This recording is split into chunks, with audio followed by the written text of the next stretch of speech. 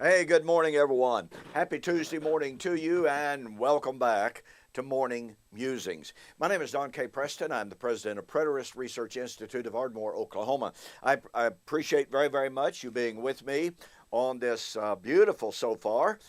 When I came into the office about 4 o'clock this morning, there was tons and tons of stars out. It was really pretty, as far as you could see.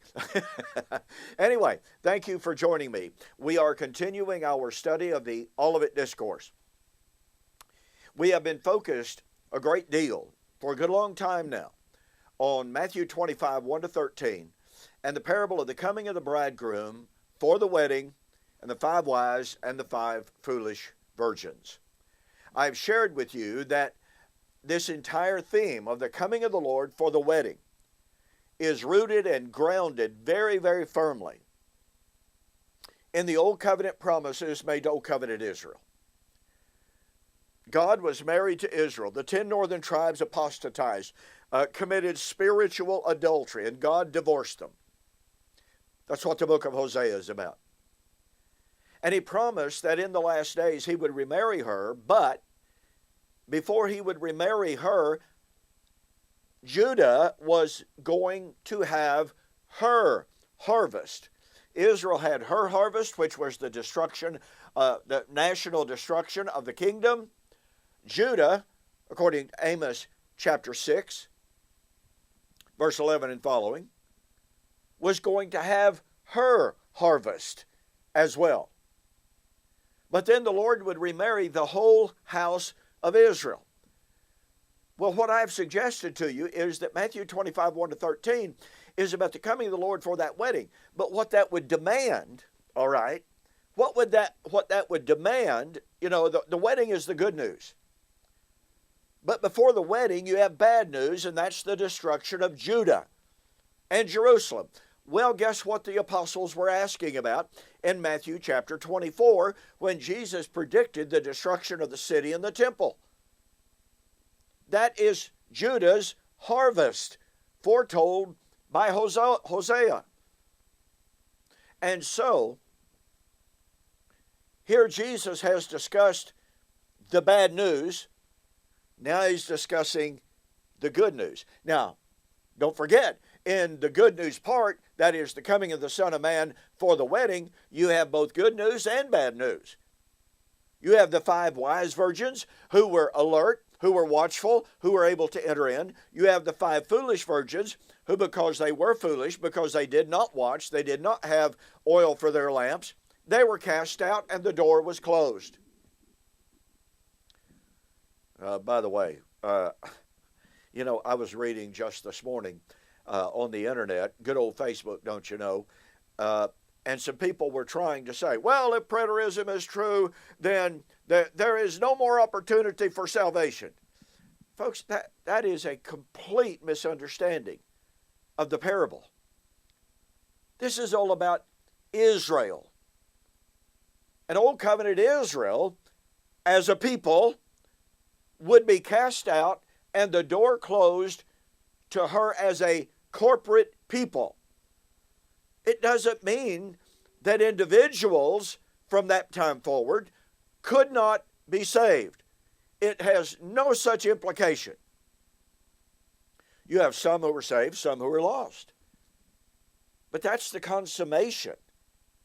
And what follows the consummation, what follows the wedding, by the way, as I pointed out yesterday, what follows the wedding is the calling of the nations.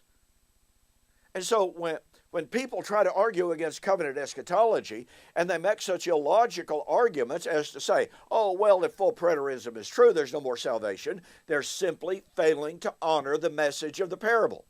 But I got to go on.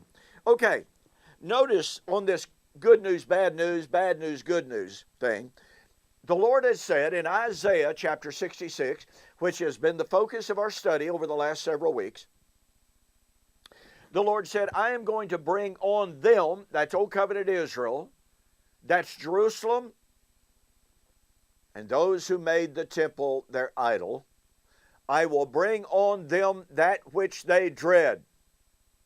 And he said, a voice from the temple, A cry from the city. Remember that. But then, right there in the midst of that declaration of judgment, the Lord says, behold, I will extend peace to her like a river, the glory of the Gentiles like a flowing stream. Then you shall feed, on her side shall you be carried, and be dandled on her knees as one whom his mother comforts. So I will comfort you, and you shall be comforted in Jerusalem. See, this wonderful news, beautiful language. Oh, but wait.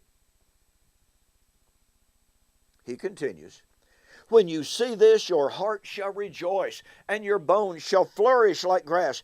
The hand of the Lord shall be known to his servants, and his indignation to his enemies. For, there's that connective particle, and I've suggested to you before that we really, really, really need to pay attention to these connective particles. The Lord says, your heart is going to rejoice. There will be indignation to the enemies, for, behold, the Lord will come with fire, and with his chariots like a whirlwind, to render his anger with fury, and his rebuke with flames of fire. For by fire and by his sword the Lord would judge all flesh. The slain of the Lord shall be many. Now, folks, let's not forget that in Isaiah chapters 2 through 5, the Lord said in the last days, Isaiah said, in the last days, the Lord would come, he would shake heaven and earth, and the men of Israel will fall by the edge of the sword. This would be at the day of the Lord. Now we have the prediction of the coming of the Lord. In flaming fire, when the slain of the Lord, slain by his sword, would be many. You see, Isaiah 66 is simply picking up the theme introduced in Isaiah chapters 2 through 5. This is not new stuff. It has added embellishment, if you please. But we dare not make the gross hermeneutical fallacy of saying, well, you know, back there in Isaiah chapter 2, it doesn't say the Lord was coming with fire. Therefore, it's got to be different from Isaiah 66. Folks, that is so far removed from a proper hermeneutic. It's literally ridiculous. I'm sorry. And it doesn't even make good nonsense. That means you have a last day's day of the Lord of Isaiah chapter 2, in which the Lord would come and, quote, shake the earth mightily, when the men of Israel would fall by the edge of the sword. And now we have, in Isaiah 66, we have another prediction of another day of the Lord. Oh, when he would destroy heaven and earth. Oh, and when Israel's men would fall by the edge of the sword.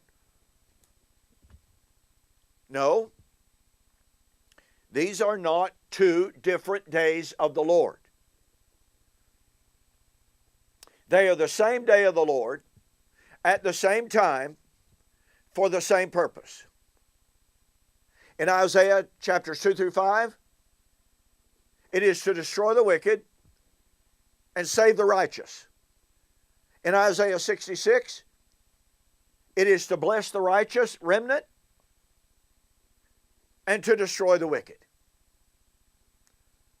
These are not two different comings.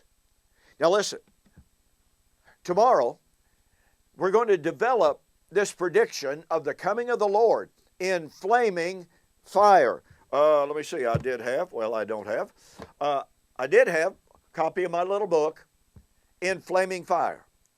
Hello. There it is. This little book is an extremely powerful example of how to do hermeneutic. It has actually been used in college classes as a study of how to do hermeneutic.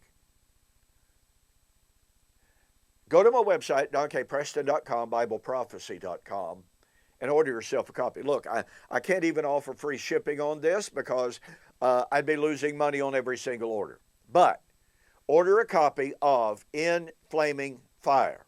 It's an exegesis of 2 Thessalonians chapter 1, where Paul discusses the coming of the Lord in flaming fire, where he quotes, guess what? From Isaiah 66, and he quotes verbatim from Isaiah chapter 2. Proving once again, as I've just suggested, that Isaiah 2 and Isaiah 66 are synchronous and synonymous, the same day of the Lord. Okay, you don't want to miss that tomorrow as we begin a study of the Lord's coming in flaming fire as it relates to the wedding.